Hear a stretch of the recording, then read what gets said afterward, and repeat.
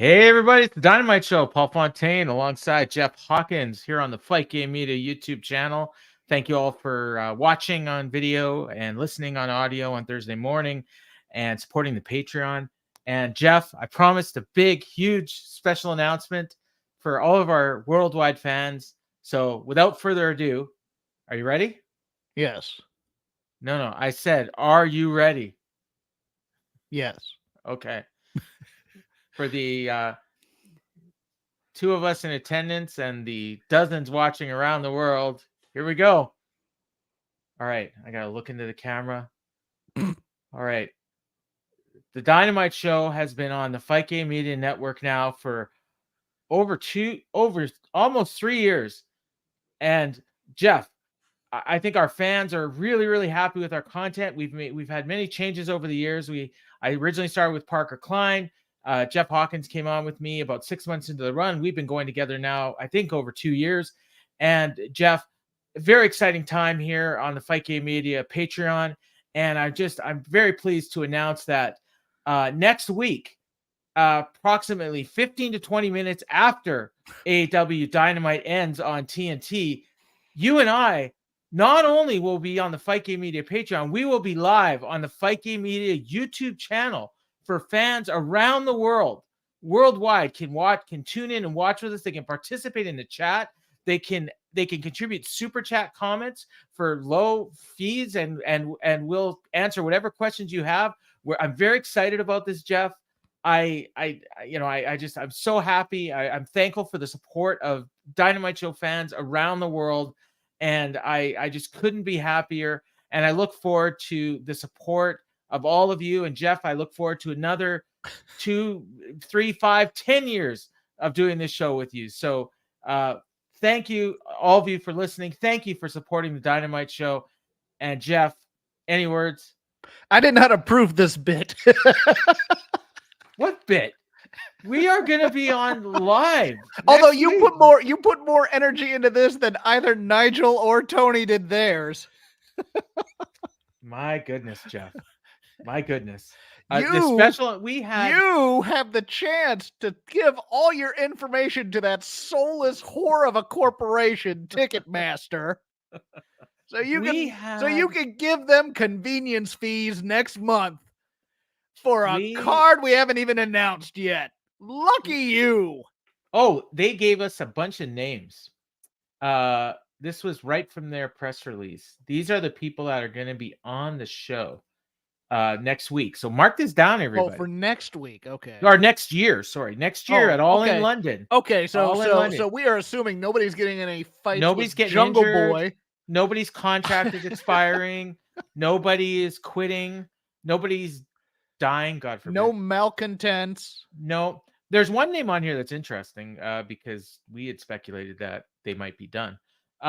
Chris Jericho, Kenny Omega, the Young Bucks, Claudio Castagnoli, Jon Moxley, Hangman Adam Page, Adam Copeland, Saraya, Christian Cage, Adam Cole, FTR, Bryan Danielson, Chris Statlander, Orange Cassidy, Miro, Dr. Britt Baker, Hikaru Shida, Samoa Joe, Powerhouse Hobbs, and many more. Maury Amsterdam, the Solid Gold Dancers.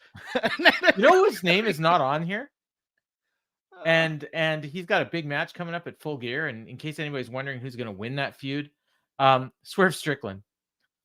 There are 1, 2, 4, 5, 6, 7, 8, 9, 10, 11, 13, 14, 15, 16, 17, 21 names on there. And they didn't have time. You know who else is not on there? And this is really interesting. Is MJF on there? MJF is not on there. Okay. That's what I was looking out for. Yeah. I mean, you know what? Kudos to them for playing along. Or he's not.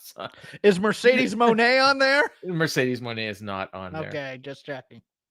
And many more. Well, should be sitting in the audience for this one too. Well, if Tony will give her a ticket, she's not paying.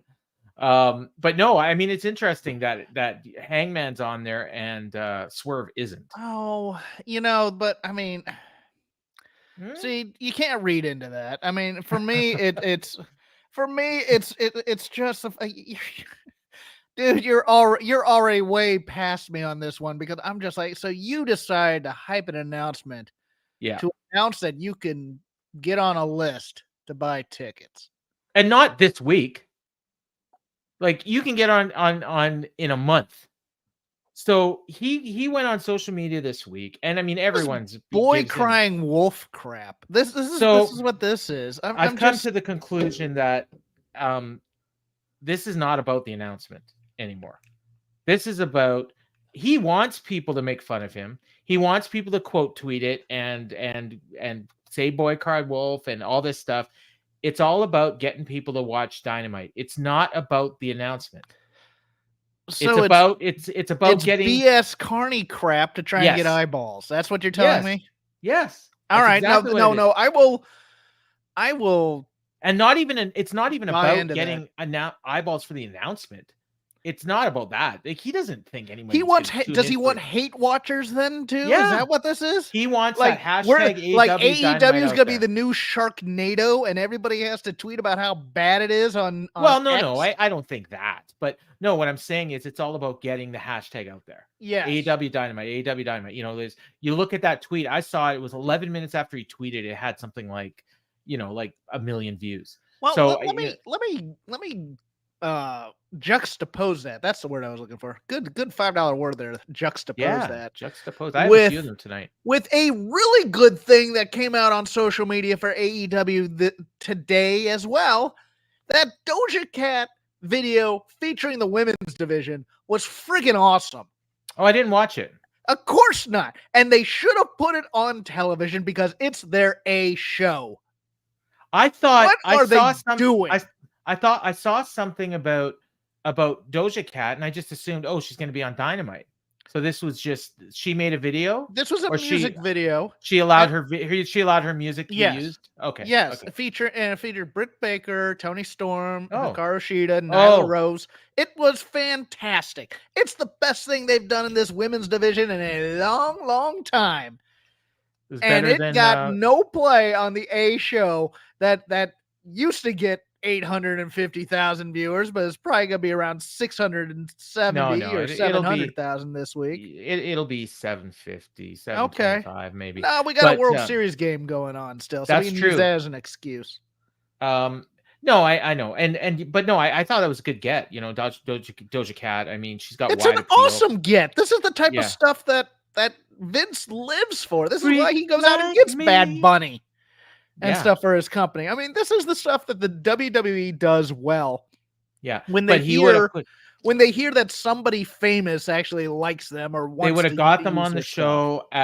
Or at the very least, they definitely would have, and not just once. That would have been, they would have aired the video on TV, and they would have said, they would have had like Michael Cole pumping it up like probably 3-4 times during the show. Is it Paint the Town Red that they used? Yes. Oh, that's an awesome song. I freaking love that song. I love Doja Cat. My wife works out to Doja Cat. I do not follow the top 40 anymore, but yes. No, I do. If it's the number 2 song in the country, this is a great big. tune. Put it on your television show. Put it on your TV show. It's a great tune, honestly. Why am I yelling? Sorry. I don't know. But no, they definitely should have put that on. So I didn't see it, but you're saying so it was better than Hikaru Shida and Abaddon?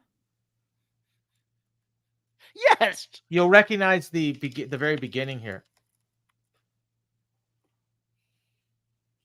I can't hear anything. Still can't hear anything. Let's not try and do like radio. It's Walk On By. So but I couldn't hear the music, Paul. Oh, sorry. She samples Walk On By. Okay. And so Burt Bacharach actually got a number 1 hit out of this because it was number 1 for a while. Yes. So yeah, his last number 1 for now. Bacharach and Davis track. So no, it's great tune and good. You can find this on the AEW on TV or AEW on TV Twitter X feed. Okay. I think it's just so the link I saw was Instagram, and I don't use Instagram. Okay. So that's why I didn't watch it. So yeah, I mean, good week for them. They got that.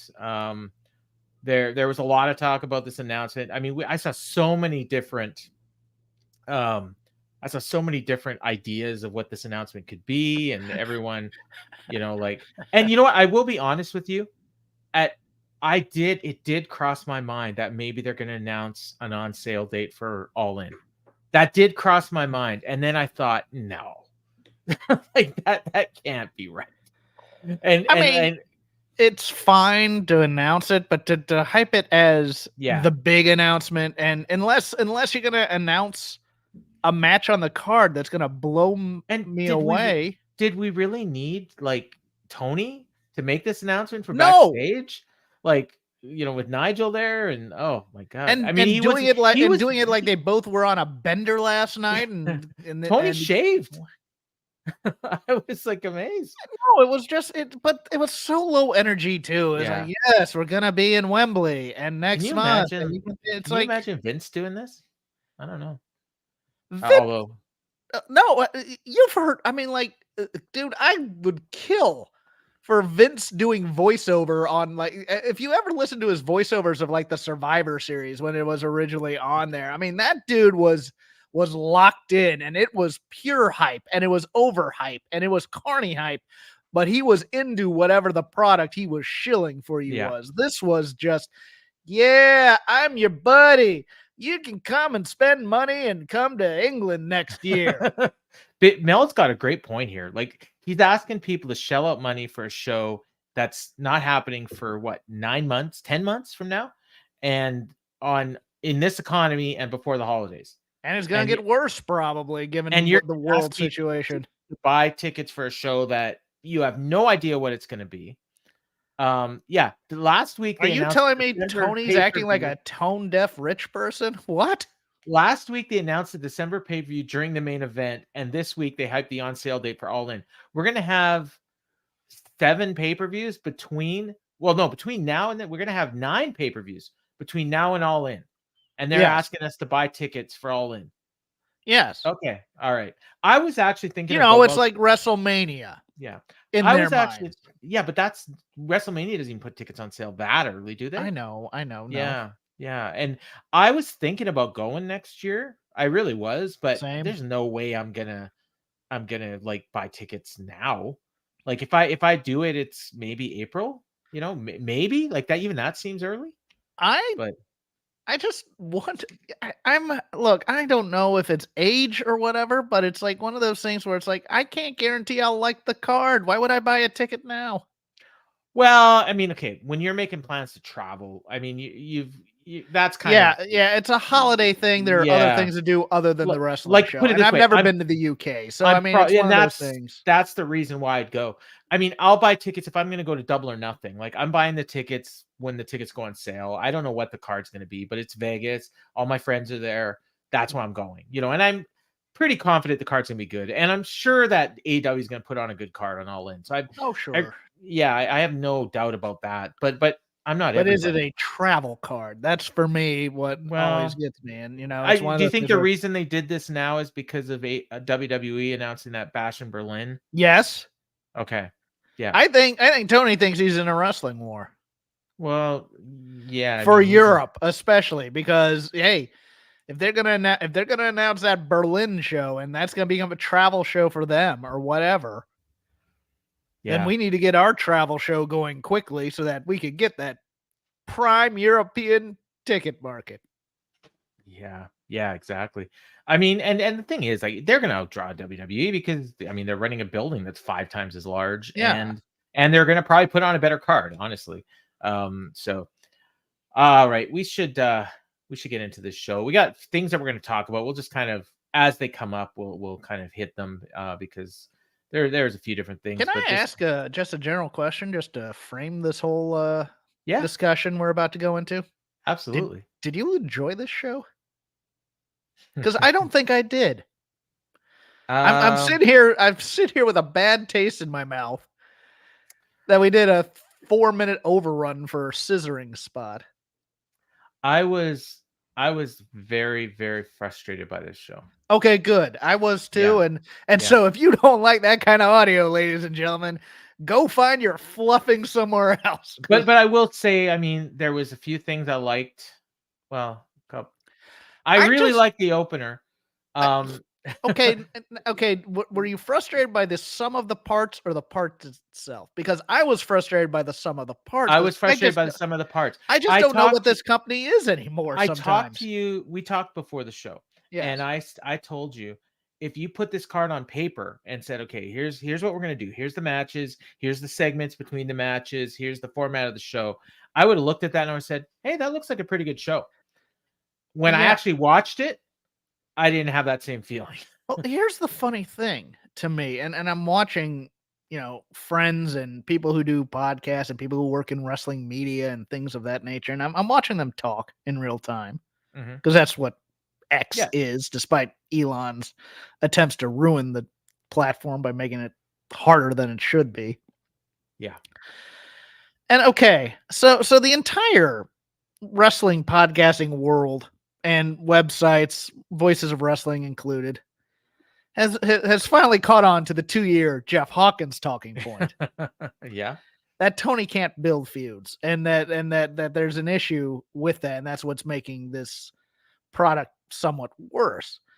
Okay, we got that, but I'm watching people who really enjoyed AEW for that first year who are really getting angry at this show. Yeah. And wondering where the AEW they loved went. And they're blaming the people that he brought in. Not necessarily the wrestlers, but the backstage people. Yeah, the Jimmy Jacobs is getting a lot of this. Yep. The people he brings in for his creative. I think that Will Washington's getting a little bit of it. The tech guy is getting a lot of it. But I mean, it's also, the tone has done such a tremendous shift in terms of what, we've gone from super indie to this WWE would fit. Light. This would. I didn't want to say that, but it's almost true. And it's one of those weird things. It's like you can't pick out when AEW was a buffet of various styles, of various types, and things like that, where you could pick and choose what you liked, and you could kind of excuse the stuff you didn't. Everybody kind of went home happy, even if they weren't overjoyed by the product. I sat here for a couple minutes going, do I want to log into the show?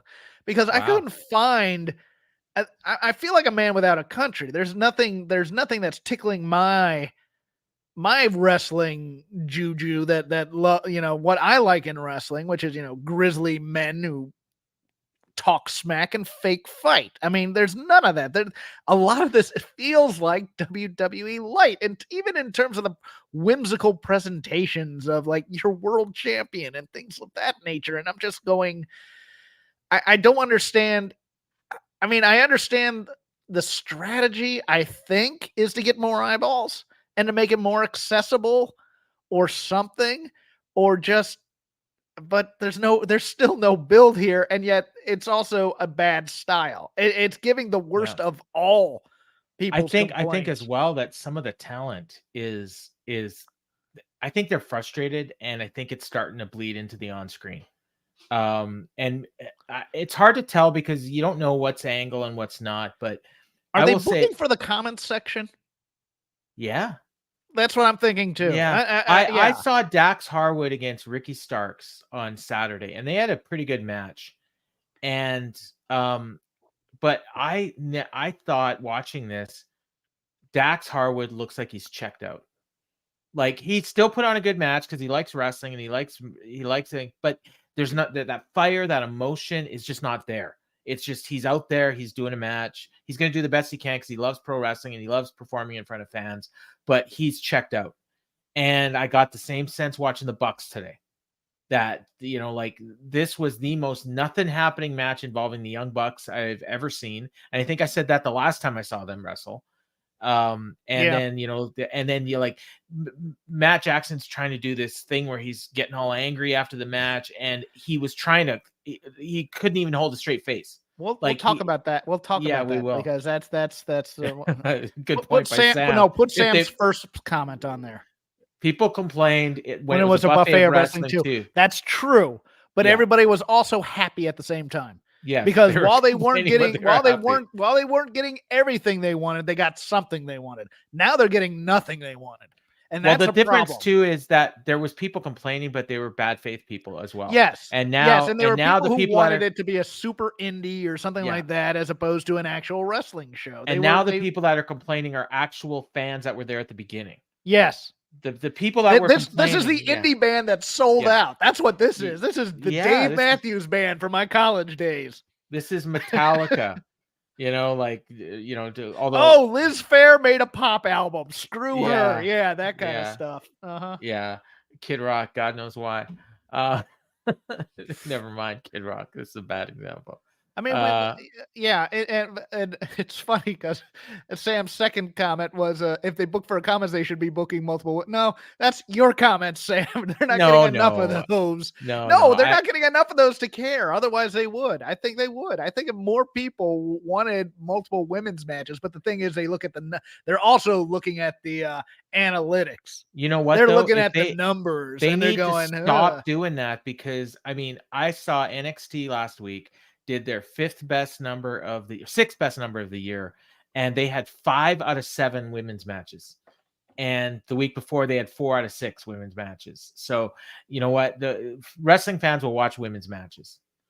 But not if you are treating them as unimportantly as AEW is right now. And if you're booking the division the way they are right now, I mean, it's ridiculous. Yeah. Like, random matches for contender spots, and then you lose a contender match, then you just get a shot at the other title. Like, it feels like they have like 6 people in their division, and they just keep going. No, I understand that. Oh boy, we will talk about that. Yeah. We're going to talk. All right, let's get into Let's get into it. Let's do it. All right. So the show opened with highlights from Dynamite and Collision, which was good because Dynamite had a low audience last week, and Collision did really bad, even though they put on one of the best matches they could possibly put on. MJF and Kenny Omega, and they had a hell of a match. So they showed highlights of that, and then they go to Renee with MJF and reminded him that he's got he gets to pick 3 partners and to try and win his belt back. And boy, did they not emphasize that stip very much at all. But we'll get to that. And then he says, well, I got to call my buddy Adam Cole. So they put him up on the video screen, and he's got a grizzly beard now. And he says, congrats on being the longest running champ of all time and the greatest champion in AEW history. And I think you need to consider Samoa Joe's offer. And I'm like, I thought he already accepted it last week. He's like, yeah, buddy, let's do it. And but then I think what happened was that Joe said, well, only if you give me a title shot, and he doesn't want to give him a title shot. So then MJF promised to successfully defend their ROH tag team belts at Full Gear. Roddy and the Kingdom show up. Adam. And then MJF leaves, and he says to Adam, he says, are we still pretending that he's not the devil? He sure seems like the devil to me. And then Cole is just like, he's having none of it. And then all of a sudden the screen, like Adam Cole's screen, goes all fuzzy, and then the devil takes over. And then they cut to the credits. And I thought that the way they did this, I think it was a clue. I think that either Cole and or Britt is the devil, because when his screen ended, then the devil took over, and that's the second time that we've heard Adam one time, and now we've seen him, and then you saw the devil right away right after it. So, and who's filming it, Adam? They're certainly not being subtle about it, if that's the case. Yeah, and I don't mind that either. No, not at all. But because they keep telling us it's MJF. Yes. But they're they're also, by telling us it's MJF, they're actually telling us it's not MJF. Right. Yeah. So Twan says he's been saying Britt since day one. I only picked up on that about 2 weeks ago, but and then so Sam says that's what she's been saying about the devil as well. So I think there's intrigue in that. I liked this opening. I really did. I still am no buys on the Roddy stuff. I really am. Oh, really? I get a kick out of it. I used to. He's got a mustache now. Yes. He's got a mustache now as well. It's so great. The thing that would have sold it if he had said, Adam, I have a mustache now. Then I would have laughed. Then that would have got me. And then he could say, I can see you, Roddy. I'm watching Dynamite. Yes, exactly. Yeah. Although they are doing a good job of having Adam Cole becoming more disheveled with the beard. Yes. Yeah. That's great. Yeah, it's awesome. And then they showed highlights of Claudio pinning Orange last week in that 6-man. And by the way, I got to say this. At the end of the show last week, they had a spot with Danielson and he was injured. And they showed Okada. And we made the comment. I guess I made the comment. You agreed that the announcers were saying that Okada was taunting him. And I said, well, he didn't look like he was taunting him. He looked like he was worried about him. On the rewatch, he was Definitely taunting him. It was half-assed a little bit. Yeah. I mean, but and that might be lost in translation. It might just be something Okada's not. But he was injured. And the funny thing is that we talked about it. And then I listened to Wrestling Observer Radio. I listened to Brian and Vinny. I listened to the Fight Game podcast. I listened to at least one other one. Nobody said a word about the injury. Like, it was like it didn't happen. And then I'm like, did we just think we saw an injury? Like, what is this? And then we find out on Saturday that he's injured and he's had surgery. He may or may not have had surgery, and he hopes to be back by the end of the year. Now, some people have a theory that this is a work to keep him protected until the Wrestle Kingdom at the Tokyo Dome in January. It's entirely possible. They seem to be building a match with Okada, and they've also laid seeds that if Danielson's not ready, that Claudio might take that match. And Claudio actually teased the Rainmaker in this match. It's not for a full healing, though. It's just so that get him good enough to go. I haven't had an orbital bone broken. I'm probably gonna need shoulder surgery fairly soon, but but it's not one of those things where, I mean, he could always put on the Richard Hamilton mask if he wanted to. Yeah.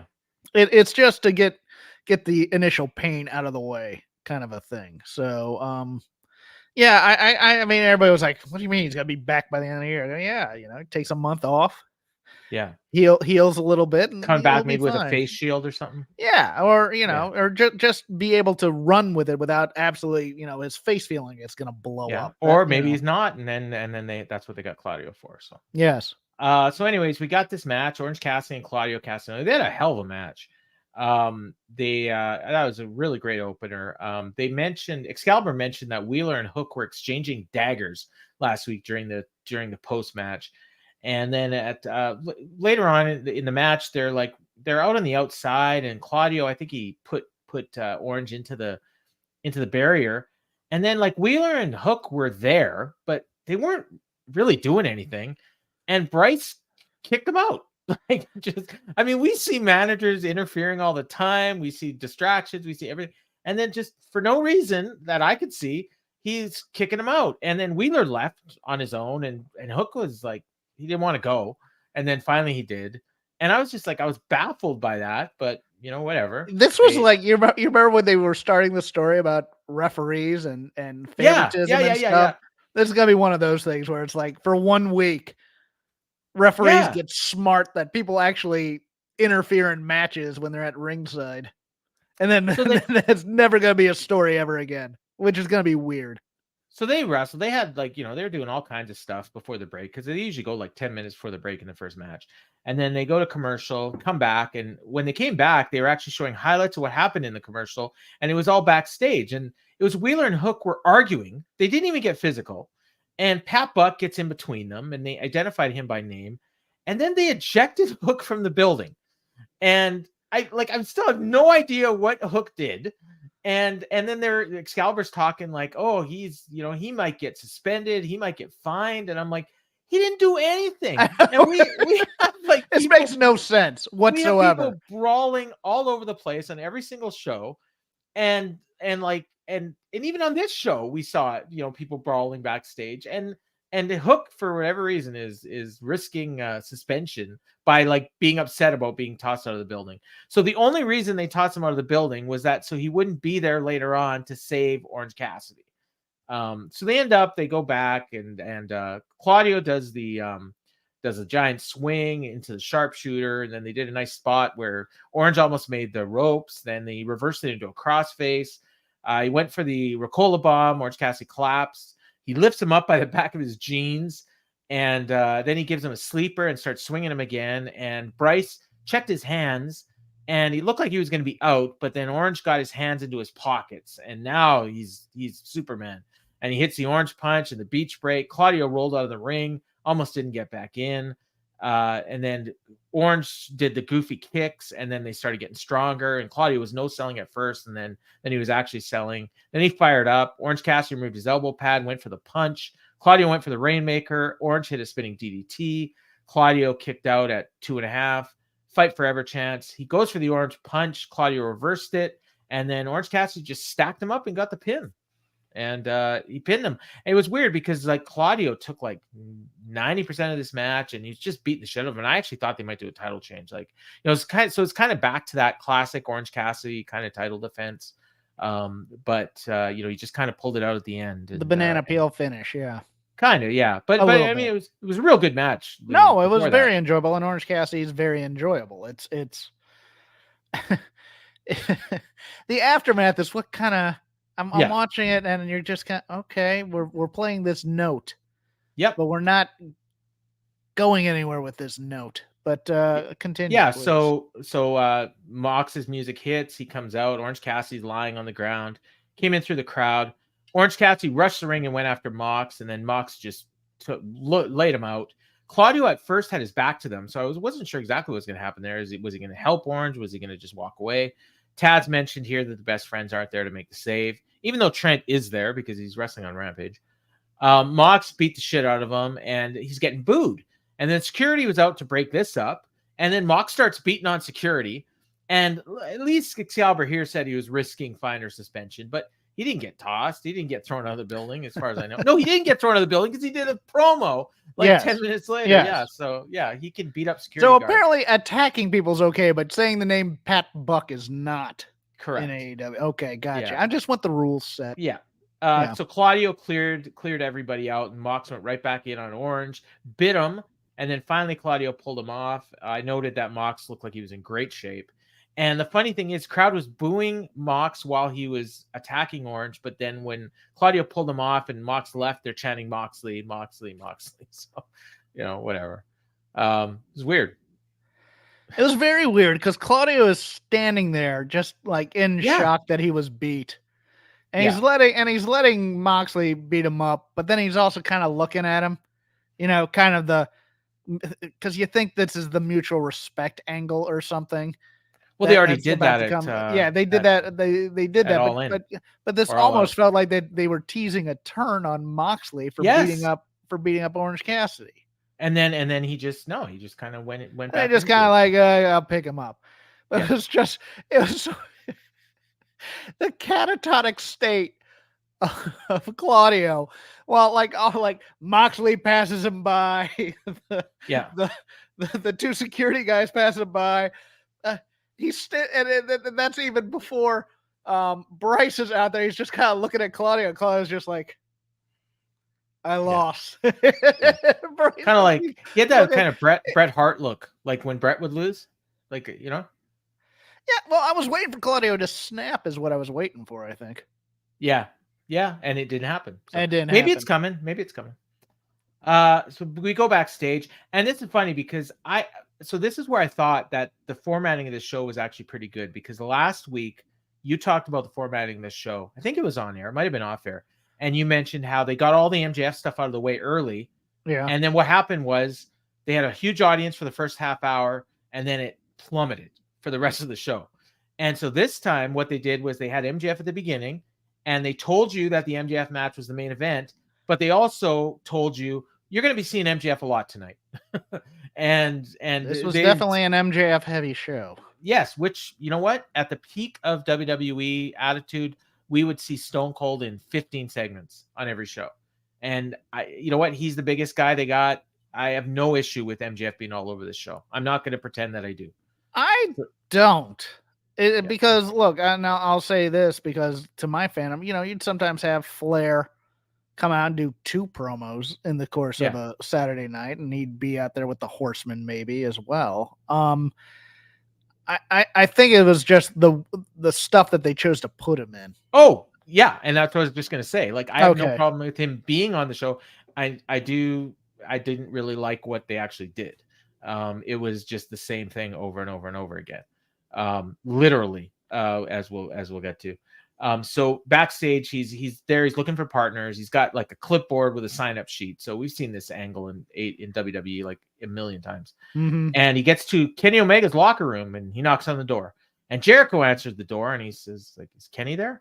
And Jericho just looks at him and he slams the door. And then, like, so now MJF is sad and he starts walking. And then Wardlow comes out from nowhere, pushes him up against the wall, and he says, you took everything from me. I'll take everything from you when you least expect it. And he laughs and he walks away. And MJF like tosses his clipboard into the wall. And then he's like, damn it. And then he like goes and he's like, he picks up all the papers and he's like, oh, I need a new clipboard now. And a little bit of comedy there. And then he goes around the corner and there's Urkel with Anthony Bowens and Daddy Ass. And he's got his hands out to scissor and he asks to team and MJF just kind of shakes his head and walks away. Yeah. And they're turning the Acclaimed into like the acolytes in terms of the, Bowens is just going to say, damn it, Max, every time something. Yeah. They did that as well. Yeah. And they're doing the gimmick now in the interviews where they make him go in the back. They put Max in a corner, and then one of the announcers had to ruin the joke by don't put Max in the corner, like don't put Baby in the corner.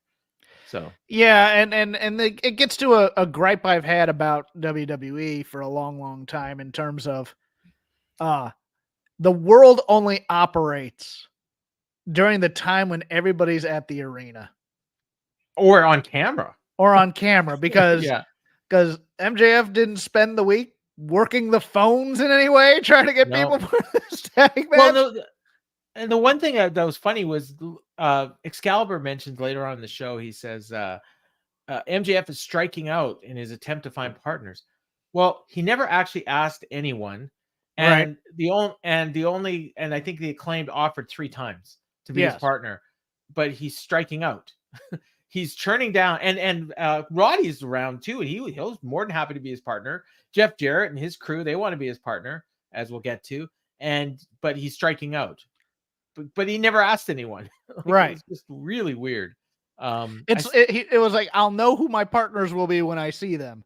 And then he doesn't bother to ask anybody. Exactly. Yeah. Because he's, what he's like? He's like the guy at the dance that is sitting there and he's looking at the hot girl and he's just like, he's trying to get up the courage to ask her. And then he just ends up dancing with the homely girl that he knew would say yes at the end of the night. That girl is probably very nice, Paul. I married her. No, I'm just kidding. No, I didn't even know my wife in high school. Actually, to be honest with you, Paul, just move on, man. We're gonna dig a hole here. I'm gonna bury myself even more. The homely girl wouldn't even dance with me. I just went home. Like that was my high school experience. This is where we got the Moxley promo backstage. He said Phoenix kamikazed himself just so he could put me down for 3 seconds, and Orange Cassidy picked up the scraps. That was my match. I showed you respect when no one else would. I let you walk out on your own power, and I didn't have to do that. And what do you think was going to happen? You wrote me off like everyone else has always done.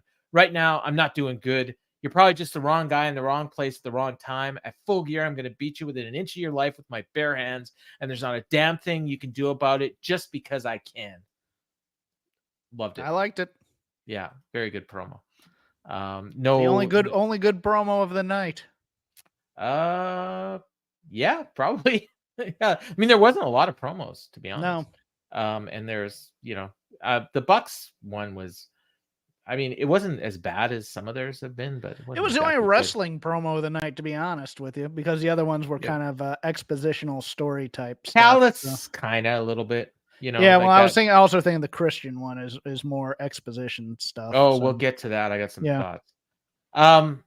So next up, and this is like, they put a graphic up for this during the opener match. Other than that, I had no idea this match was happening. And Gates of Agony against Brian Cage, Gates and Agony and Brian Cage against the Hung Bucks for the ROH Trios titles. Now, about a month ago, I remember Tony Khan making a big deal about the roster of champions that our Ring of Honor had. And he just listed all these names, and they're all people that are AEW, except for Athena and Katsuyori Shibata. Everyone else was all AEW people that have the belts. And I'm positive that he made a point that you're going to see these titles defended by these people in Ring of Honor. So theoretically, you would have to sign up for the streaming service in order to see the Young Bucks and Hangman defend their titles. You would see MJF defending his tag team titles. You would, whatever other belts they have. I think I don't even know the six man. Oh yeah, I mentioned the 6-man. Oh, the Ring of Honor title is Samoa Joe. He's got TV title, right? Kingston's got the TV Ring of Honor title. Yes. The Young Bucks, to my best of my knowledge, have never defended these titles since they won. Oh no, they defend them on AEW television against Dark Order, I believe. Mm-hmm. And maybe one other time. Oh, last week, it was a Dark Order. But anyways, so they come out here to defend these titles. The very first thing we see, Adam Page coming down to the ring. Did you catch the graphic? You know how they do the names and they have the little comments? Yeah, it says he needs a new security system at his home. He needs to invest in a new security system. So we did this heavy, serious angle last week, and we get comedy. Mm-hmm. Yeah. So anyways, Hangman starts out the match. He's just working everyone over. I don't think the Bucks even tagged in before the break or even after the break. They come back from the break, and we hear, whose house? And, Swerve's house. Whose house? Swerve's house? And I thought it was going to be the music, but it was just him with a mic. He said, whose house? Last week, I was in your house. And then Hangman just immediately tags Nick Jackson, and he takes off. And he chases after Swerve. Question. Yes.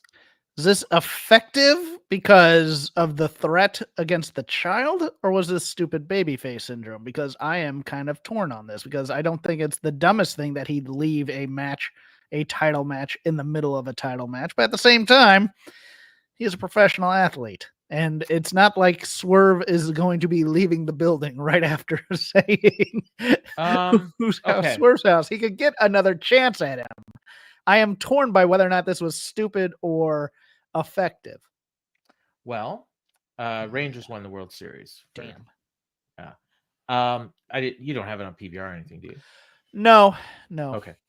I'm torn on this one because what you're saying makes sense, but then you also said something earlier about how nothing ever happens unless it's on camera. Yes. Wouldn't Tony, we've heard stories of Tony separating people, not allowing the Bucks and Punk to be in the same place at the same time because they have real life heat. If we're to believe this is real, you would probably not want to book Hangman and Swerve on the same show until their next till they're going to wrestle each other. And not only that, but I mean, you're going to allow Swerve to come out there and taunt Hangman during his title match. I wanted the Hangman reaction promo more than anything, as opposed to this crap. I mean, that was my thing, is that I want, Hangman has a right to be angry, but I want to see, I want that fire coming at me through my screen as he's. That said, I mean, I do him leaving and going after Swerve is fine. I have no issue with that. Okay. And even tagging out, I like the detail of tagging out, that they did that, because I've seen this before where the guy will just leave and then someone else will have to come in. They'll usually do it when the guy's already on the apron or something like that, but he actually left in the middle of the match. Yeah. So they come back, and basically from that point on, it didn't last much longer, and it was a 3-on-2 with the Gates of Agony and Cage against the Bucks, and they ended up I kind of lost what was happening. There's a couple double team and triple team spots, and then all of a sudden they just pinned them. Yeah. There was no heat at all for this. None. I've never seen a Bucks match with less heat than this. And it ended flat. I had forgotten it was a title match by the time I got there. They were handing them a title match. Well, yeah, they did, but it was at the same time. But I am somewhat perplexed. Yeah, because it was weird, and it was the Bucks and Page. You were right. The Bucks and what was the point of the Bucks and Page winning this thing? These belts. Idea. I guess working a Friday night pay-per-view doesn't work for us with these new contracts, brother. Or something. Yeah. The Gates of Agony aren't real threats, to be honest with you, because they get geeked out every time they do an attack on somebody. So nobody cares about them being 6-man champs, and they can feud with Dalton Castle and the boys or whoever and Ring of Honor. I wonder if the fans might have thought this was like a non-title match, and then because this wasn't hyped ahead of time. No, I think they thought the Bucks were going to pull it out. Well, that too, yeah. I mean, because that always happens, even in non-title matches. Like the champions never lose, like in these non-title matches. So they, and then not only that, so the match is over. They win the titles. They immediately cut to the back, and Hangman and Swerve are brawling in the back. And yeah, again, they're brawling. No threats of fine or suspension for them. No, unlike Cook and Wheeler, who were just they didn't have chips, so True, yeah. And maybe Hook's on double secret probation or something, and we don't know about. Well, I mean, it was the worst of all worlds, because the Bucks weren't destroyed by the Gates of Agony; they were just pinned. They were just pinned out of nowhere. Murder death. I mean, they got back up and threw a temper tantrum. They come back to the ring after the brawl. The crowd is dead, like absolutely dead. Not a word. Matt Jackson he's tearing up the ringside area. He takes apart a table, grabs a chair, starts whacking a chair against the ring post like 15 times, and he's walking around, and they're talking about how angry he is, and he's walking around. He's barely, like, it looked like he was trying to hold back a laugh, like he was just not taking it seriously. Nick is in the ring, and he's just pissed off. We see the Gates of Agony in the background. Yeah, they're just walking back, walking away with their belts, like. And yeah, it was just bizarre. And yeah, I had no idea what this was. And then later on, we would see them again, and and I'm still not exactly sure when we get to that moment, I'll talk about it. But, I think they're going somewhere with this, but I guess we'll find out. So we go back to the back again. MJF's still looking for partners. He gets to Samoa Joe's locker room, and he's about to knock on the door, and then he doesn't.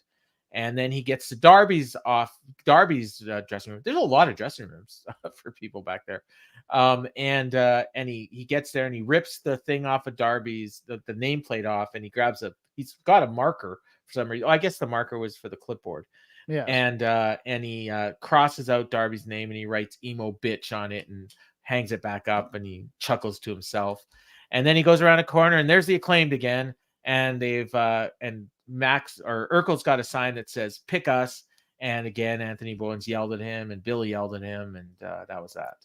So, well, it is the first day of the Christmas season, so we had the Love Actually reference here. Yes, exactly. Yes. Choose me, pick me. Mm-hmm. Yeah. Tony Schiavone's in the ring, and he calls in Adam Copeland, and Excalibur called Tony the rated PG-13 superstar. I kind of like that. And Copeland, he's about to start the interview, and Copeland stops him, and he's just keeping milking the crowd. And he says, last week we heard from Darby and Sting, and they had some words for you. And what did you think about all that? And then Edge says, if you knew everything that this guy does backstage, you'd cheer louder. And the crowd starts chanting for Tony. And Excalibur says that Tony paid him off. And he explains, he said, last week Sting mentioned a long way back, and a lot of people were confused about that. So he's clearly reading Twitter. And he says, we've had similar injuries in the past, and we've talked to each other about them. And I respect the hell out of him. And I respect Darby too. And the fans actually booed that a little bit. And then he said, he's one of the foundations of this industry going forward. Everyone wants answers. What am I going to do? And I noted here, and I don't know if you did, and I'm hoping you did, because otherwise, like, I'm going to accuse Mr. Copeland of something here. He could not get two words out without sucking wind. Was that just me? He looked out of breath. He looked tired. He sounds about 40 years older too. I mean, his voice is down an octave compared to what you hear in WWE. So it's like, this guy Darby, he's the future of this industry. And I got some words for Edge or for Christian. He's just he's having to constantly get his breath. Yeah, winded. That's the word I was trying to come up with. Okay, Tuan got it. I was concerned. And then when they would go later and they started brawling and everything, he was slow and he did not look good. I'm a little worried about him. Might have been a tough travel day. Might have been, yeah. And that's the thing. That's actually, I pointed that out, and people, when they talk about Tanahashi, and I think you always see him, coming in after flying, 13 hours from Japan, and then he gets off a plane, and 2 hours later he's in the ring wrestling. And that dude's 45 years old with 75-year-old knees. It's tough. Anyways, so out comes Christian, and he's got Luchasaurus and Nick with him as well. And I love his opening thing for his promo, and I don't know why I never noticed it before now, but he always says, whatever town they're in, Louisville, shut your damn mouth while I conduct business. I love that. And it's the kind of catchphrase that the fans are never going to chant along with, which I like that even more. And he says, Adam, before you give your answers, I want to paint a picture. He says, I'm going to retire Sting at Full Gear, whether he likes it or not. And also, you haven't seen Darby around much lately, have you? He's got a gimp arm that'll never be the same after I dumped him on the stairs at Wrestle Dream. I don't need to remind you or anyone else of your neck problems. I'd hate to have this fairy tale turn into a nightmare, so back down from me right now. If you know it's good for you, you'll back down or I'll snap your neck. I'll snap your neck and I'll leave you in a wheelchair to live your life undignified. I'll let your kids wipe the drool from your face and say, you used to be someone. And then he sicked his guys on him, and Edge fought them off. And that's where I noted that he looked really slow. And then finally, it's Christian in the ring one-on-one with him, and they kind of stare off for a second. And then Luchasaurus attacked him from behind. Nick hit his Wayne's World move off the ropes, and they're both of them went after the neck. And Nick got a chair while Christian was trash talking him, and then he gets another, and they're about to do the concerto, and Sting's music saves. And Sting waddles down to the ring and fights off Nick Wayne. Darby just flies in like a bat out of hell and went after Christian. Edge laid out Luchasaurus, and I noted again that he was in rough shape, so I was really noticing this. And Christian finally got around on Darby. Edge set up a spear, and then he hit it. And, I thought after last week when they did that interview that we were going to get, we were going to go right till the, maybe the collision before Full Gear, before finally he agreed to team, or maybe he didn't. And it was going to be 2-on-3, and then Edge was going to come out during the match. But nope, he does the spear here, and they made the match. So all this stuff about I'm never going to fight Christian, all it took was Christian to cut a promo on him, and that was it. Well, they tried to break his neck too. I mean, well, that's true. No, and that'll make you turn quick on people. No, I have no issue with it, and in fact, it makes sense. I do think he's probably going to end up turning on Sting, but we'll find out. This was fine. I'm always puzzled by the fact that we can't ever build a heel stable of everybody's kind of credible. Instead, it's one credible person and a bunch of red shirts, and you're just kind of that doesn't hype me. And for not a to mention, man the one credible person is the one that's supposed to be there to get the other two over. Yes. And well, I mean, that's a problem too, because I mean, like the Callis family, Don Callis gets heat for himself, but I'm not sure he gets heat for his guys. The Jarrett thing is, it's all about Jarrett. Oh, I don't know. Jay Lethal's pretty good at getting heat. Jay Lethal's awesome, but Jeff Jarrett is like, you cannot take. Well, he's the lightning rod, yes. Yeah. But everybody else knows how to get heat in that group too. Sting and Darby, that's the one that's actually working the way it's supposed to. Well, in the good guys crew, they're all credible. They all look, they're all there, and that to me is why these multi-person matches don't interest me. Is because the antagonists haven't been built up to prove that they can beat the protagonists ever. So it's one of those things where it's just like, well, okay, who cares? There's kind of a clear thing. roles. There's clear roles that everyone has. Yes. Nick Wayne's there to do the job. Yes, he's yeah. he's the young boy. Yeah. And then Edge picks up a mic and he says, "You want to snap my neck? I'm going to beat your ass. It's on, you stupid little son of a bitch." And he takes the offer to be their partner. Nice little baby face. That was nice. That was a nice button on it. I liked it. Yeah, that was a nice way to wrap it up. And then we get the announcement. AEW CEO and President Tony Khan. He's with Nigel. Give your information to Ticketmaster, you suckers. Yeah. He says it's been a great year. Put over the Wembley attendance. Now, speaking of amazing, Christmas trees are going up. And there's been a tree at my parents' house since July.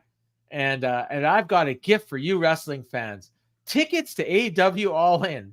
They'll go on sale 1 month from today. You don't have to wait until then, though. Starting this Friday, you can sign up for a special pre-sale. And then Nigel gives this testimonial about how awesome All In is and how he watched a big show 31 years ago and it inspired him to become a pro wrestler and blah, blah, blah, blah, blah. And he fulfilled his dream of going to WWE and now he's stuck here. No, he didn't say that.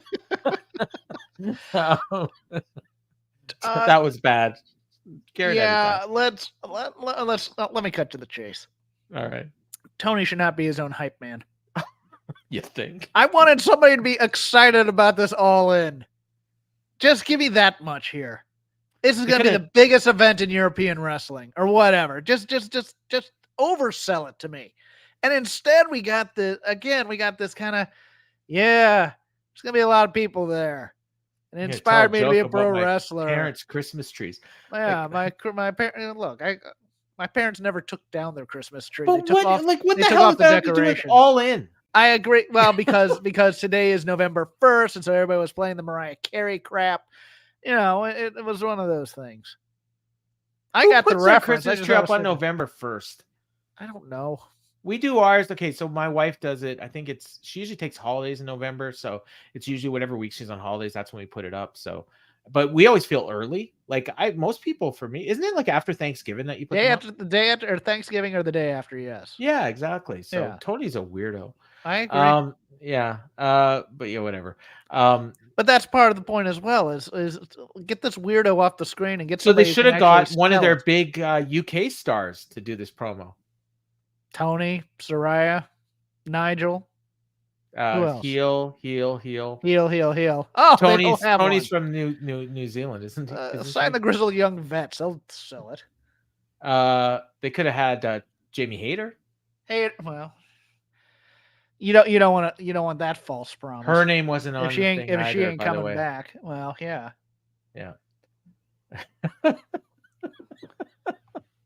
I just got a tweet from our friend Larry. He says, "I'm not buying tickets to the Dynamite show European vacation." Wow. I like moving on. Yeah, that was funny. So Dynamite tickets, you can get on that pre-list or whatever. They want to get like a big wait list. Trust me, they're not going to sell out. If they do 40,000, I think it'll still be successful. Don't get me wrong. And yes, the expensive seats. This is for the people who are going to overpay, and that's exactly fine. Yep, and nothing wrong with that. 2.0 against, but don't hype it up as a major announcement. I know. Yes. Yeah. Nobody's going to believe him ever again.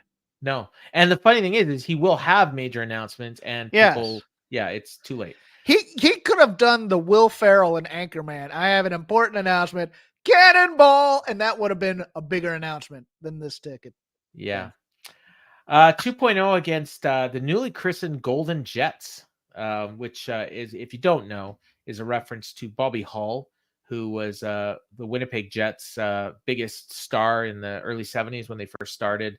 And of course, Jericho and Omega both being from Winnipeg, and Golden is, Kenny being one half of the Golden Lovers. So they're now the Golden Jets. Jericho's trademarked it. Callis has 4 shirts on the store already. Oh yeah, no doubt.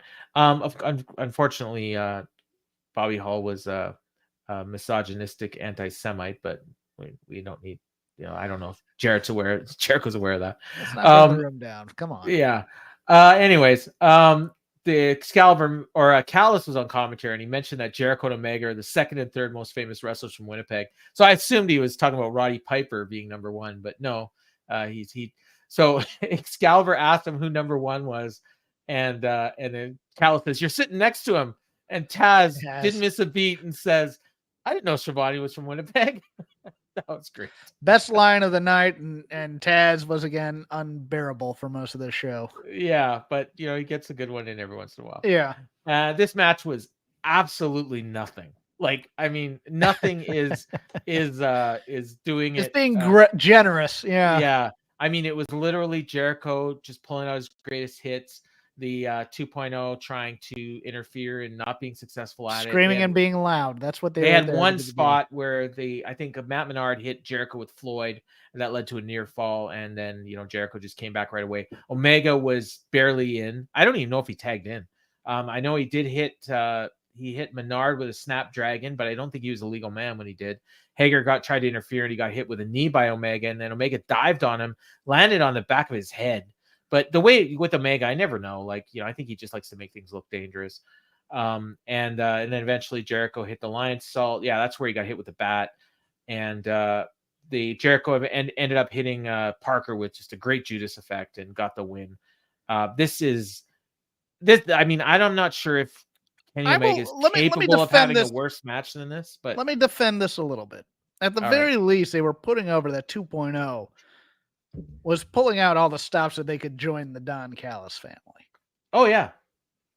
And that at least made it somewhat interesting. I assume they got offered a spot.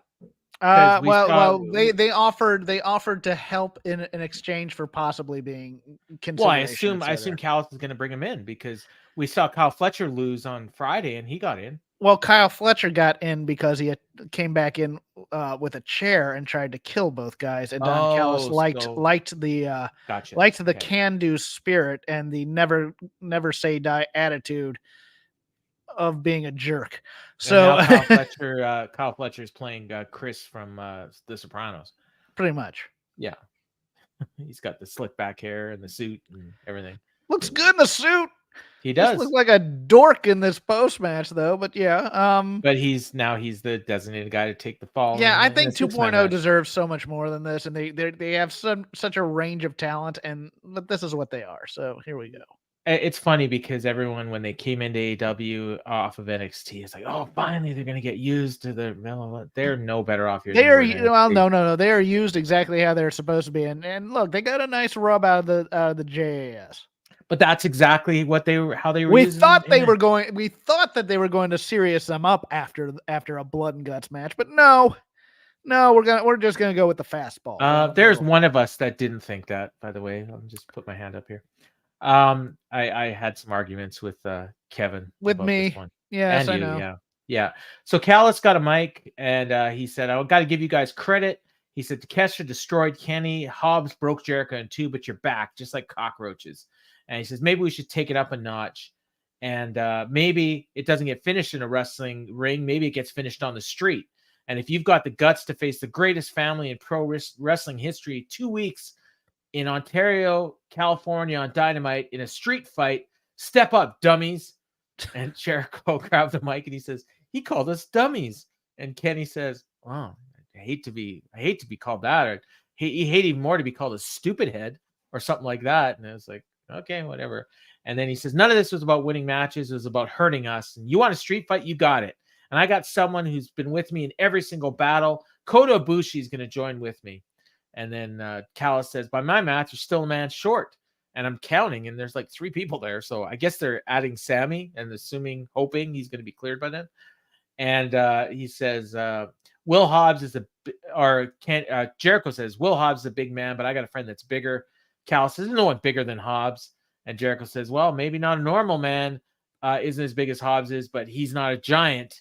And then, of course, out comes Paul White, and he's in his singlet. And Kyle Fletcher. He's in his singlet. That just so he's standing there in his singlet with his goatee. He looks, I'll be honest, he looks fat and old because he is. And Kyle Fletcher walks up to him, and he throws the slowest punch in history and knocks him out. And all I can think of is that Rock promo where he called him the Big Slow. And that was 20 years ago. So, you know what this was? This was like when Dusty, like in the aughts, would get in the ring and everybody would have to run into the elbow. Bob Armstrong. Yeah. I just, just bring him out. Yeah. Bring him out in bunkhouse gear as opposed to the singlet. The threat. Was I imagining things last week when Jericho mentioned that he had friends bigger than no, because we also wondered if Mark Henry would be part of this. Yeah, and I think Mark Henry is not. I wouldn't be surprised to see Mark Henry in the corner. Because we haven't seen Mark Henry in a while. So you forget they've set this up as 4-on-4, correct? There is a 5th member of the Don Callis family. What, Ospreay? Yes. Yeah. So you could bring in somebody else too. Okay, maybe what I'd like is Satnam Singh. That'd be cool. Yeah. You can't take him away from that money act. Come on. No, you're right. So anyways, the that one punch from Show was enough to scare the crap out of Hobbs and Takeshita, and they took off through the crowd. And they live to fight another day. So that was cool. So we're gonna see 8-man tag in 2 weeks on Dynamite. It'll be the family, Don Callis family against Jericho, Kenny Omega, Kota Ibushi. It's an 8-man tag street fight? Yep. Well, it's maybe not a tag. It's an 8-man. I don't think there's going to be a tag. Yeah. No. There will be no tags. This will be Anarchy in the Arena tag. And it might they said on the streets. So it might even be a cinematic match. Oh God. Okay. Yeah. In which case we could see Mark Henry at some point. So then they went to commercial and they came back, and now Jericho's already backstage and with Renee, and they're in the locker room, and they show the Bucks in the background, and then before Renee can even get 2 words out of them, the Bucks just interrupt the interview, and they're jealous because Kenny picked Kota Ibushi and show big show, and what's the point of us getting back together if none of us even have each other's backs, and who invited this prick into our locker room? And then Jericho's like, hey, don't take it out on me. You guys weren't good enough tonight. And then Kenny's like, just think of it as the enemy of our enemy. And Bucks said, you know what? They're cut from the same cloth. He's going to turn on you just like Callis did. And then Matt says, enjoy our locker room. And Jericho threw a bottle on the floor and he says, clean it up, Bucks. And that was that. And it was, you know what? On the Matt Jackson acting scale, this is probably like an 8. I mean, on anybody else, it was like a 2, but he actually, he seemed pissed off. I could believe that he was pissed off here. God help them if Jericho turns on them to try and get back into the family. I will not lie. That thought crossed my mind. Here is what crossed my mind. Oh, great. Another stupid internal strife in the Elite angle. Well, this is a long-term story, Jeff. Yeah, but it's also what people don't want to see.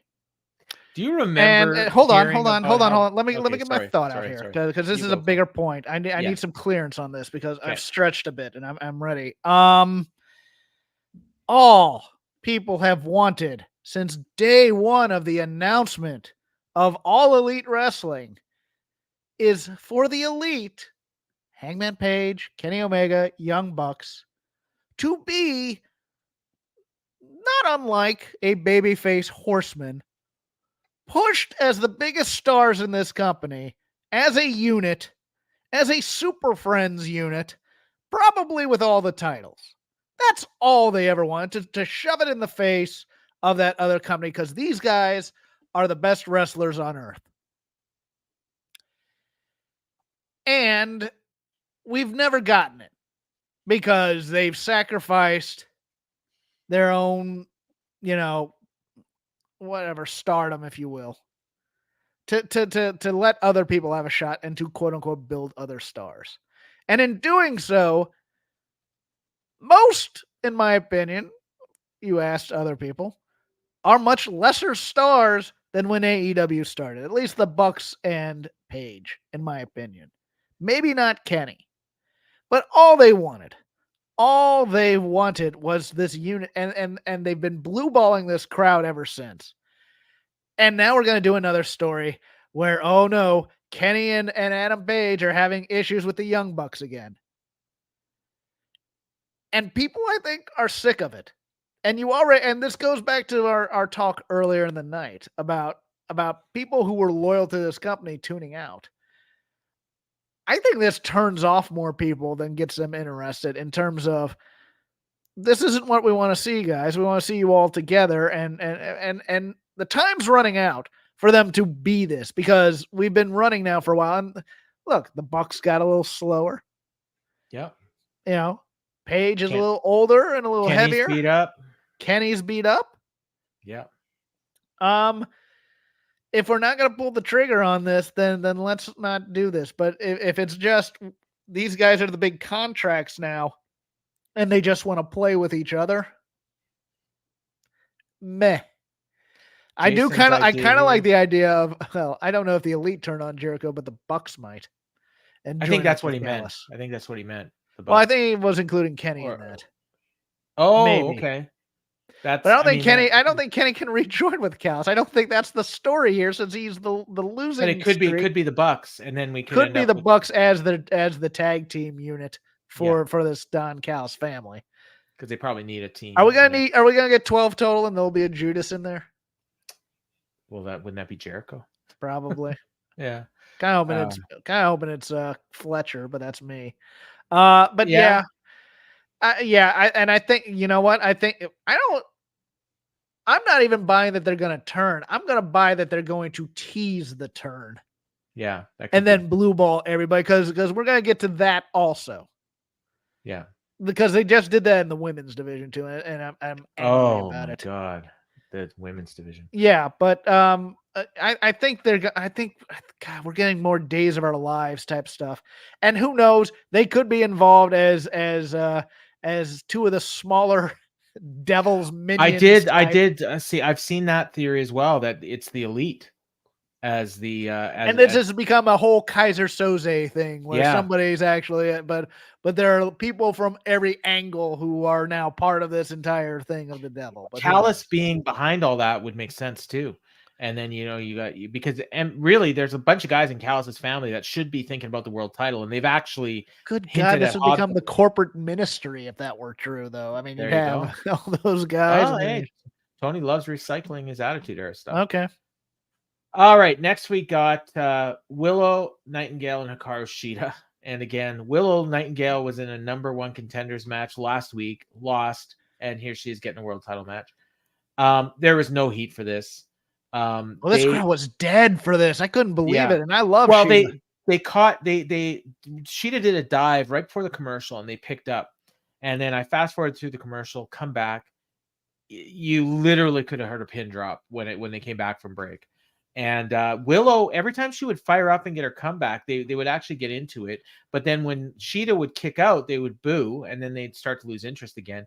The announcers are talking about MJF's partners and Max and a lot of other things that had nothing to do with the match. Willow looked a little off tonight. She hit a really bad pounce, and then she hit the Death Valley driver. She'd kicked out. That's where the fans booed. She hit a gut wrench powerbomb, or tried a gut wrench powerbomb, but Shida reversed it. And then Shida did a couple crucifixes and hit the katana, and Willow kicked out of that. And that's when I wrote the match was getting good. And then Shida just hit the katana again and got the win. That's what she's been doing lately. Like, she'll hit one, the personal kick out, then she'll just hit a second one and get the pin. So I've seen that at least. Well, they said she's defended the title 3 times in the last 7 days. We saw Abaddon come and gone. Like, if you missed Weekend AEW, you missed Abaddon for a year. You're not going to see her again until next Halloween. Yes, not until Halloween. Yes. Yeah. Which is a shame. I mean, because she's gotten herself in shape. She's back from her injury. She's an interesting character. I saw an Instagram picture of her without her makeup. She's smoking hot. Like, I was like shocked. Like, I didn't even realize it was her. And then I can kind of see it. Well, we can only have one match during a 2-hour period. I guess, yeah. Unless you're NXT or Raw or SmackDown. Yes. Or Impact. Yes. So they shook hands afterwards, and out comes Toni Storm. And of course, as she always does. And Sheeta's annoyed. And she leaves the ring and enters the black and white universe like she's going into an AHA video. And she slapped the shoe out of Luther's pillow and started brawling with Toni, chased her to the back. And Toni was just incredulous at this. She could not believe that somebody was going to do that. And then I thought they were cutting to break, but no, the lights went out and they come back on, and Julia Hart's in the ring behind Willow. And Willow is not a stupid baby face. She knew Julia Hart was there. She could tell by the fans' reaction, the fact that the lights were out, and every single time the lights go out, the House of Black is there. And so she turns around and she says, "How you been?" And Julia puts out her hand, and out comes Sky Blue. I think she even had her entrance music. And she gets in the ring and she gets between them. And then all of a sudden, Julia nods at her, and then Sky turns around. And now she's in Willow's face. And then she teases that, and then she turned around again and blew mist into Julia's face. And Julia's just furious, screaming. And I guess Sky Blue is a good little emo, whatever she is. I was going to say a bad word. All right. I absolutely loved. She'd have just given, we're having none of this. Goes in there and just kicks Toni in the face. I loved that. That was great because Tony's like writhing around on the floor. She could not believe someone interrupted her. The hell with this. I'm taking everybody out. Please do. Loved that. This other part sucked. And I'll tell you why it sucked. It's because we've been building both these women, both Sky Blue and in recent weeks, Willow Nightingale. the black makeup and the emo makeup has been growing on them like a symbiote for Spider-Man Well, or Willow Venom just or whatever. disappeared.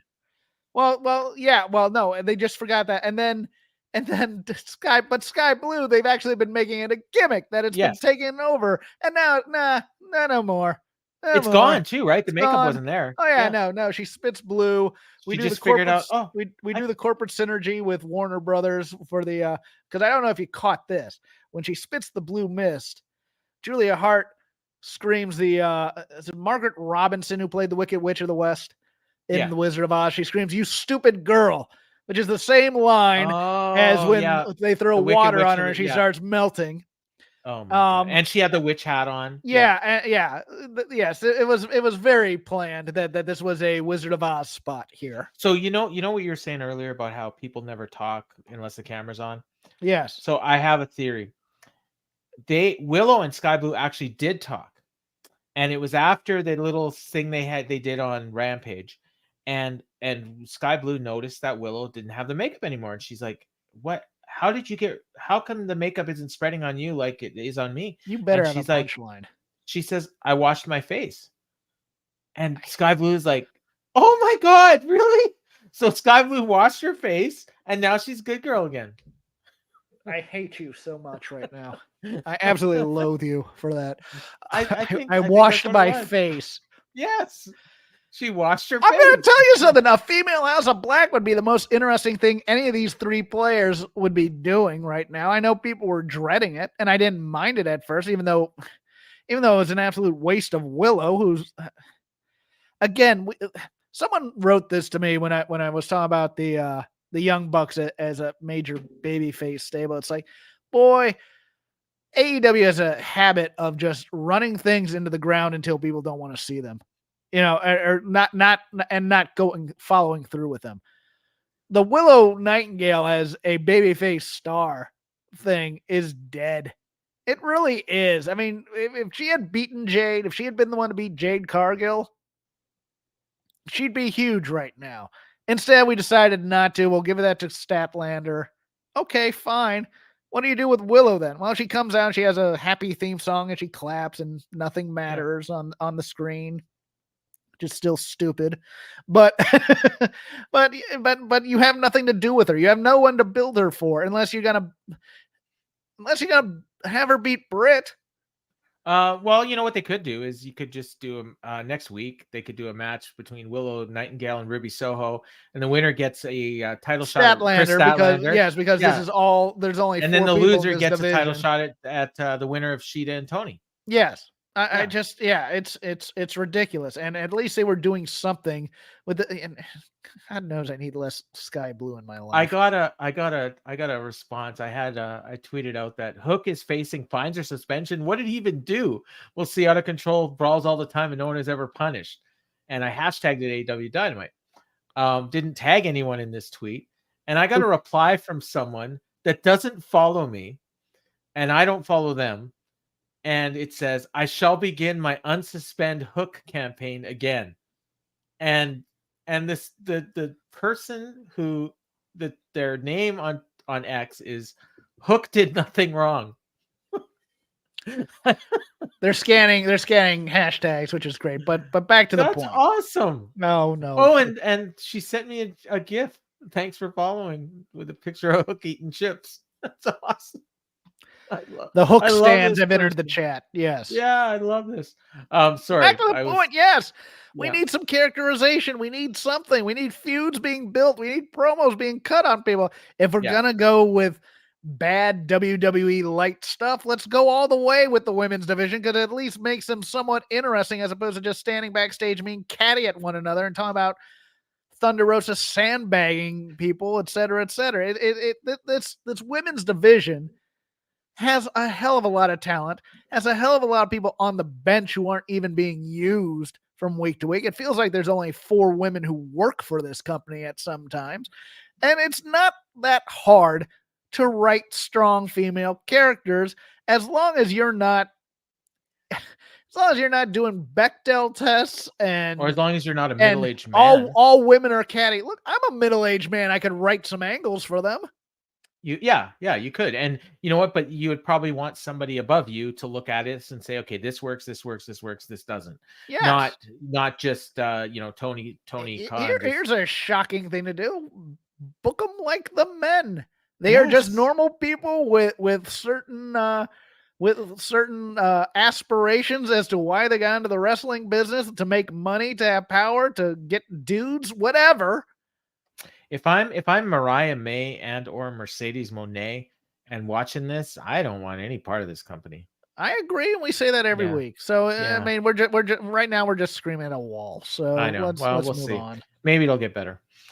So we go to the back, and MJF he's sitting on the floor, and he's just depressed. And the Acclaim show up again, and Anthony Bowen says, "No one here likes you except this guy." And he says, that's weird because everyone loves the Acclaimed. And then Urkel told Max, if you want us to team with you. So now he's got conditions.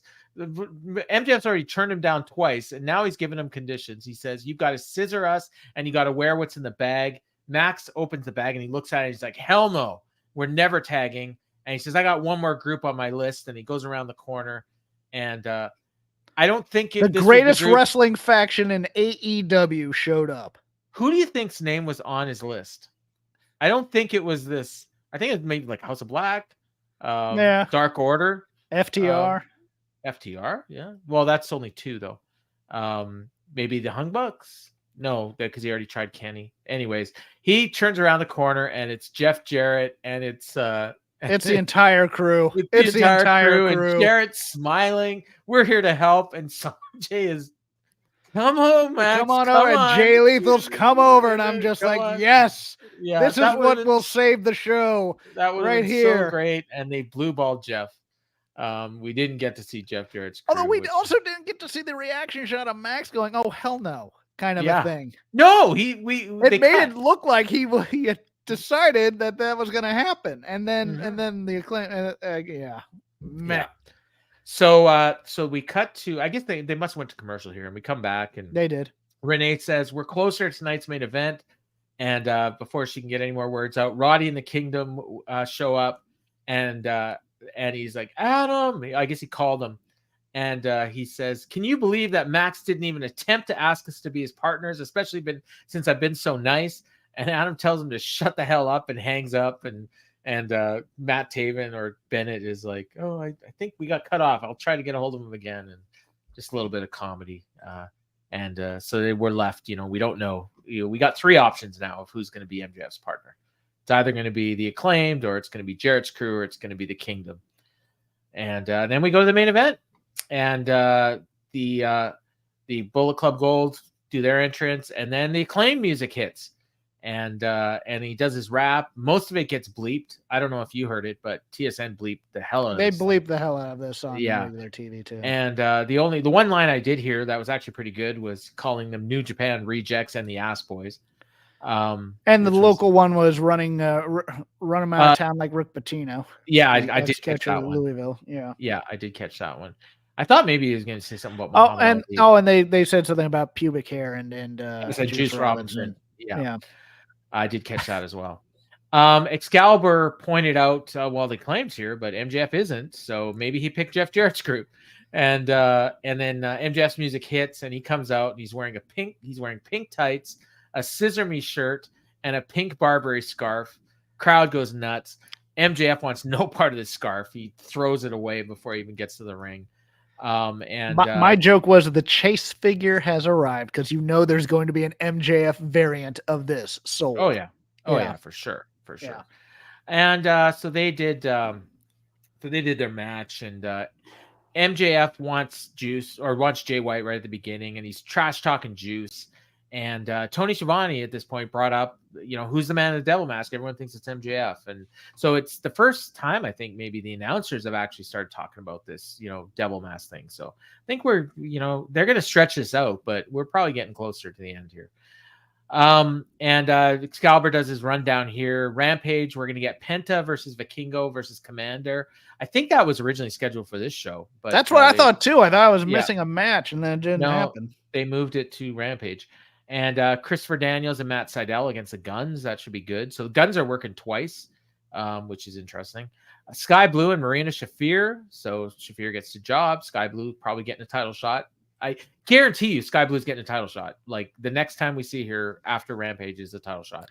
Well, it's her turn because Ruby and Willow already got theirs. Yeah. And Trent Beretta and Daniel Garcia in rounding out that card. And then on Collision, they've announced a 69 days championship celebration for the Acclaimed. Darby Allin and Lance Archer. So Darby's cleared to wrestle, I guess. And AR Fox and Swerve Strickland.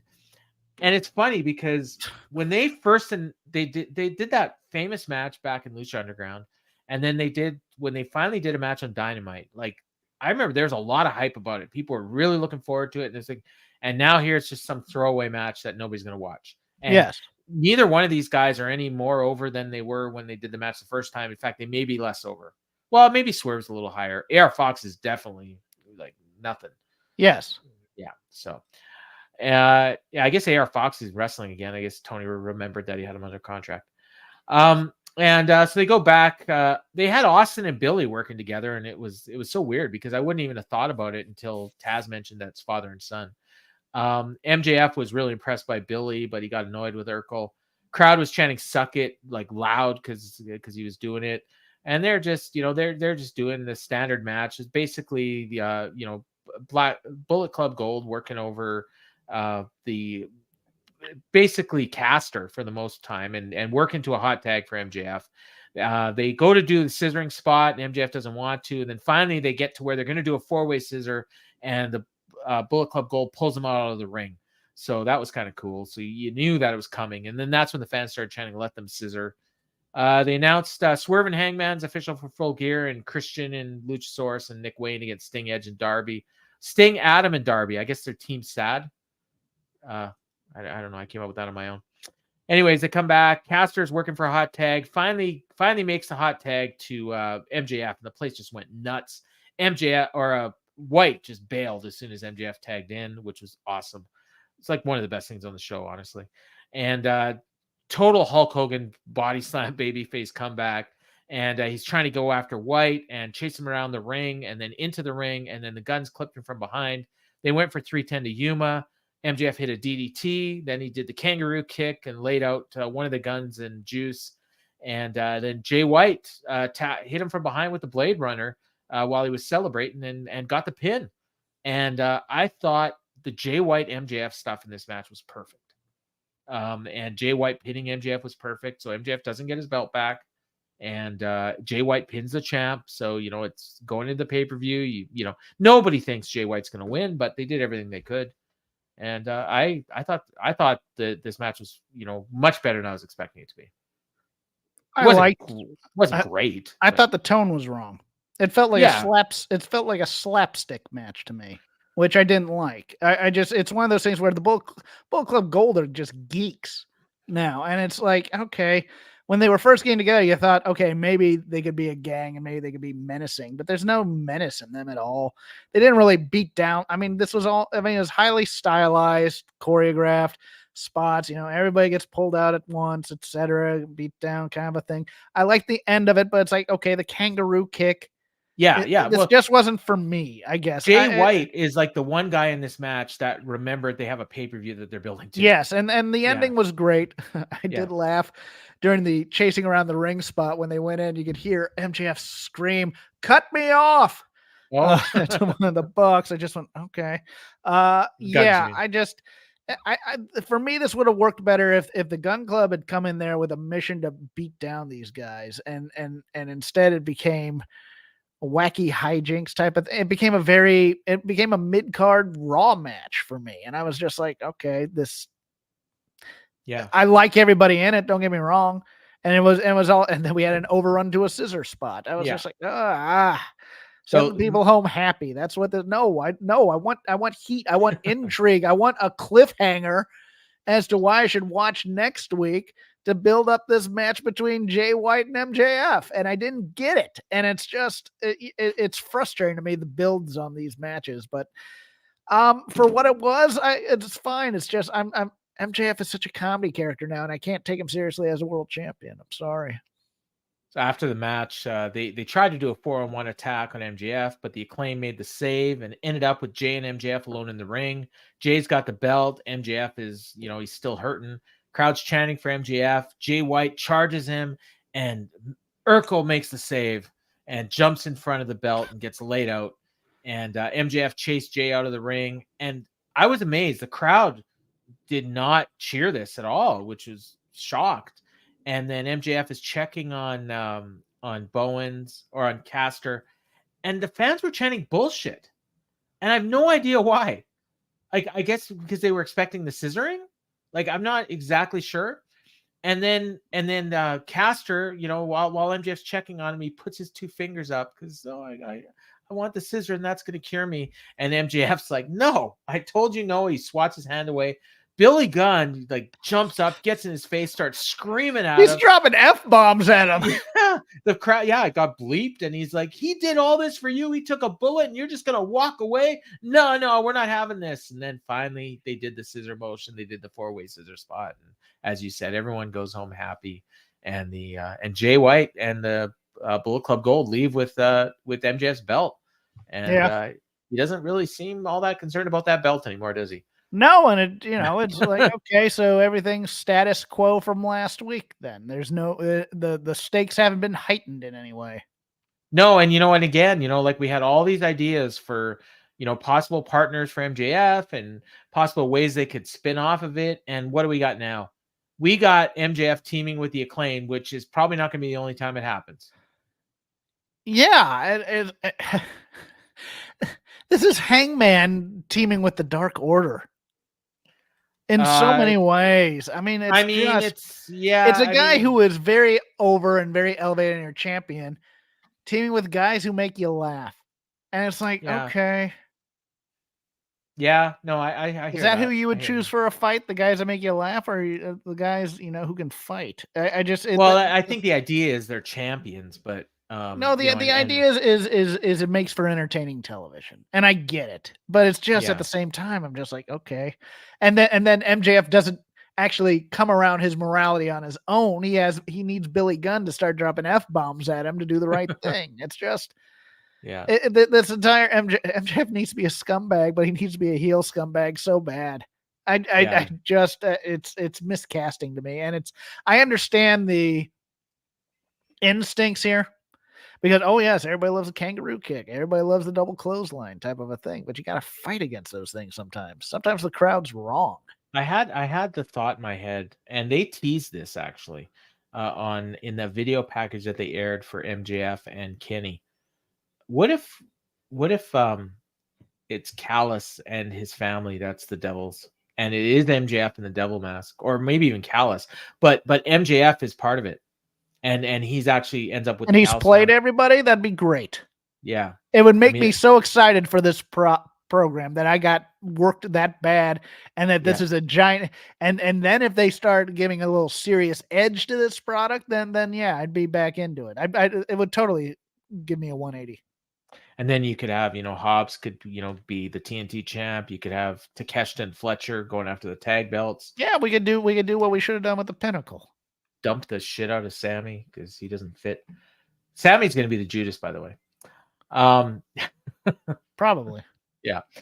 All right. So that's our show. That's Dynamite. Any last thoughts? I know there's one thing you want to talk about, but we didn't really have time for it. So.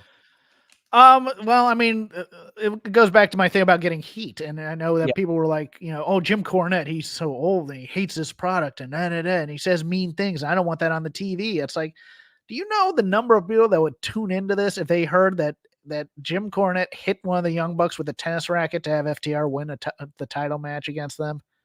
Do you understand that that's the point of this product, and not just what you like and what you don't like? Bring him in for a short-term run.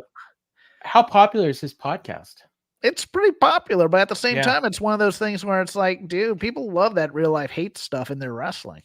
CCM Punk, and it's one of those things where it's like, and there's like, oh, Jeff Jarrett was trying to broker or whatever. Well, Punk and FTR both tried to broker it too. That's not happening, and that's fine. No, yeah. But at the same time, the people who were like, no, I don't want to see that on my TV. But at the other hand, the negative about this, we have enough old guys. Let's get a manager who can actually get some heat on his own here and build that kind of real hatred in there. But but trust me, Cornette would have popped a rating the next week. Probably. Yeah. And from Louisville. And what did he say? He said he thought Jarrett made a nice, generous offer, but he couldn't find anyone else to go with him on the 2-for-1 offer. Yes, of course he's going to just bury him on the way out. So but that's what he does. I mean, he gets hate listeners. That's his thing too. He's all about saying, and I think a lot of it's in bad faith, and I think a lot of it's working. I do too, because I think he actually is smart enough to understand. Yes, that he is playing the heel in this role. That's what he is doing. And from what I've heard, I don't listen to it, but a lot of people that I know and like and respect, some of them do listen, and they say he's actually got some good stuff to say once you get past the nonsense, and you can kind of tell the nonsense from the good stuff, and I think even he knows what he's doing. He is a lot like me. He has a prism through which he views wrestling. Yeah, but he says things just to get people going. Yes, and he tweaks people in bad faith, I think. Yeah. All right, Jeff, tell us what you got going on. This week, Shake Them Ropes, scheduled to appear. The original host of Shake Them Ropes, one Rob McCarran, will be joining us to help us preview Crown Jewel, talk about this Dynamite, talk about all the news that happened this week in wrestling. Looking forward to it if it happens. That should drop. We're recording on Friday, so it should drop sometime Saturday morning, probably. Rob is like the golden goose.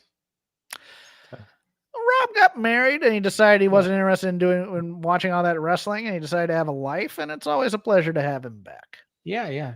Nice little bald fellow. I got nothing going on other than this and in the clinch and my family and all that stuff. But no, son's out of the hospital, so that's good. Awesome. He's he stayed here last night, and he's back in his apartment now. So, but check out In the Clinch, MMA podcast. We talked about Fury Nagano on the show that dropped earlier today, and then we previewed the show from Brazil this coming week with Derek Lewis in the main event. So that's gonna be a lot of fun. And we talked about Connor and John Jones and a bunch of other stuff. So check that all out. And so for Jeff Hawkins, I've been Paul Fontaine, and this has been The Dynamite Show. Hooday.